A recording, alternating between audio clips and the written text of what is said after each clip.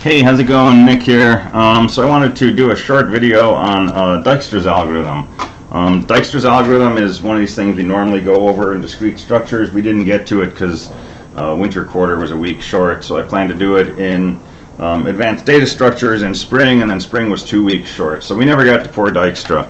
And everybody should see Dijkstra's algorithm at least once in their data structures or discrete structures course. You'll encounter this again, but I wanted to just kind of do a video to give you the idea of this. Obviously, this is not on the exam, which already happened. So what's the basic setup? We have a graph. Okay, so a collection of nodes or vertices with edges connecting certain pairs, but not necessarily all pairs. And there's weights or values associated with each edge. We can think of these as time or distance or cost or something that measures some value related to movement between A and D. Typically we think of these as cities, and this might be how many hours it takes to travel from one city to another. And it's important that these are non-negative. Okay, Dijkstra's algorithm doesn't work if these are allowed to go negative. But here's the deal. With this kind of setup, we can ask what's the shortest distance from one node to another. For example, suppose we want to go from node A to node Z. What's the shortest path? And we might say, well, let's start off down here because that's only a distance of 1, and let's go up here because that's a distance of 3, and let's come down here because that's a distance of 1, and let's go over here. And you can try to do a greedy approach, but it doesn't generally work. Dijkstra's algorithm will always work, though.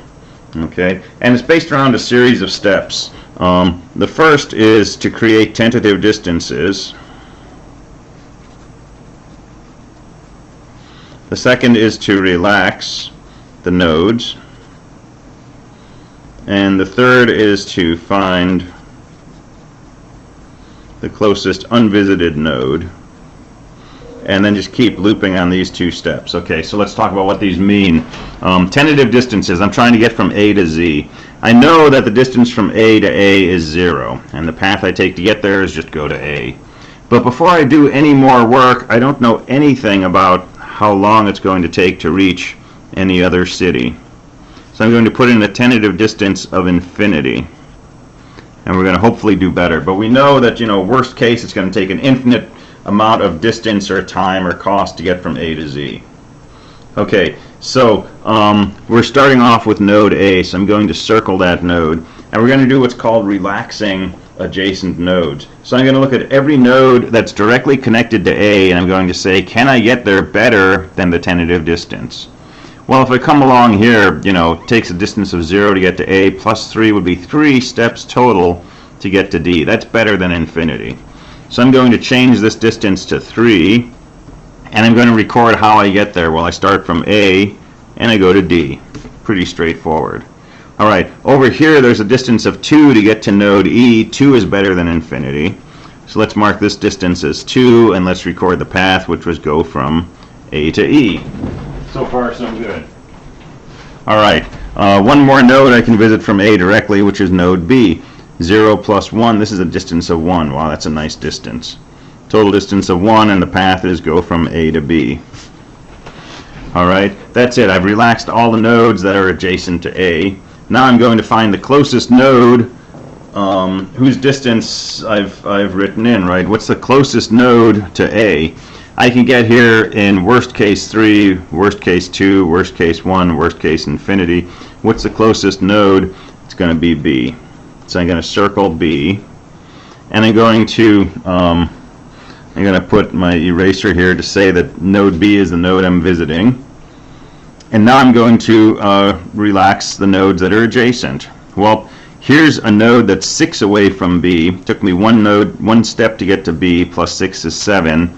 7 is better than infinity. So let's mark this with a distance of 7. And the path was however I got to B, which was AB, followed by C.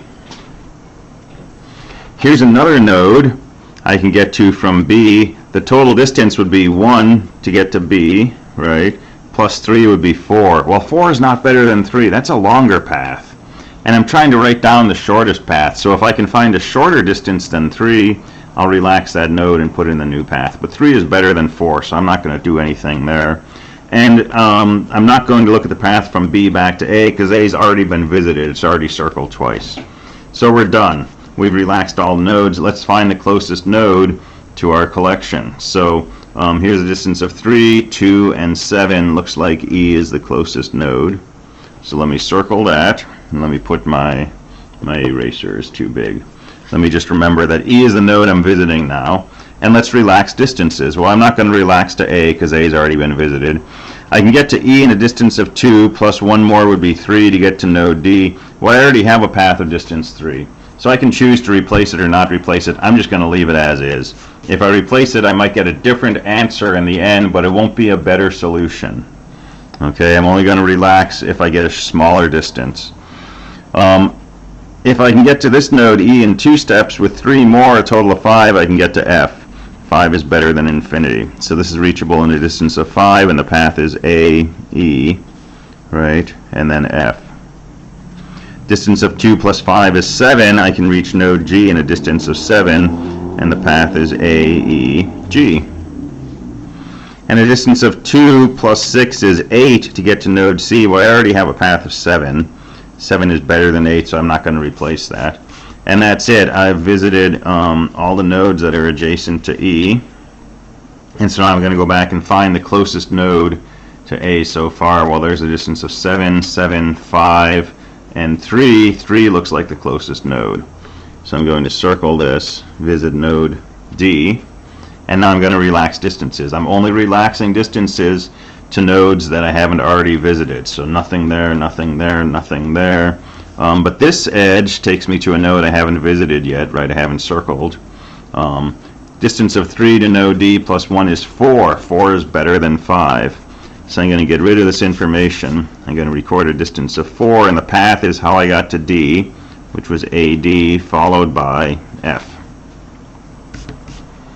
And that's it for nodes that are adjacent to D.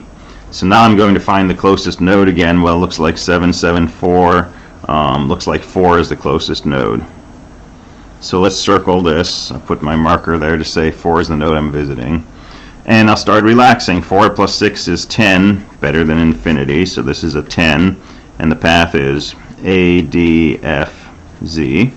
Right? A, D, F to get there, plus Z.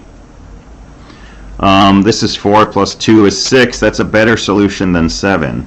So I'll get rid of this. I'll replace the distance with 6. And the path was, how I got to node F. Again, A, D, F, followed by C. And here's 4 plus 5 is 9. Not better than 7. Nothing to do there. And that's it. All right, now let's find the closest node. 6, 7, 10. Looks like a 6. So we'll circle this. I'll move my marker. Distance of 1 from 6 gives me 7. I've already got a 7. 6, nothing to visit here or here or here because those have been circled. 6 plus 1 is 7. That's a better solution than 10. So I'm going to replace this with a 7. And I'm going to say the path to that is the path I took to get to C, which was A, D, F, C, plus Z. And that's it for nodes adjacent to C.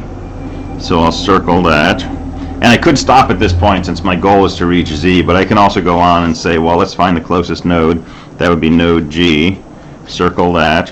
And then relax any distances adjacent that we haven't visited. Well, there are none. And we're done. We have a shortest path to every node in our network from A.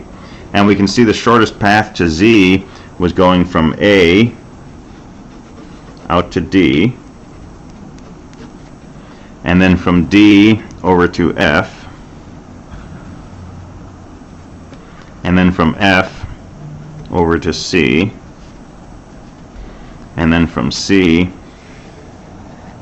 around to Z. And so we went 1, 2, 3, 4 hops to get to Z, and that turned out to be our shortest path. That's Dijkstra's algorithm. Okay, always works as long as your weights are non-negative. Pretty low complexity, right? And to explore every possible path computationally is like an n to the n problem. This is much more succinct. It's basically n loops through here, and if you set up your data structures correctly and you use like a priority queue or something, this is pretty straightforward to efficiently run. So that's Dijkstra's algorithm. All right, have a great summer. Bye.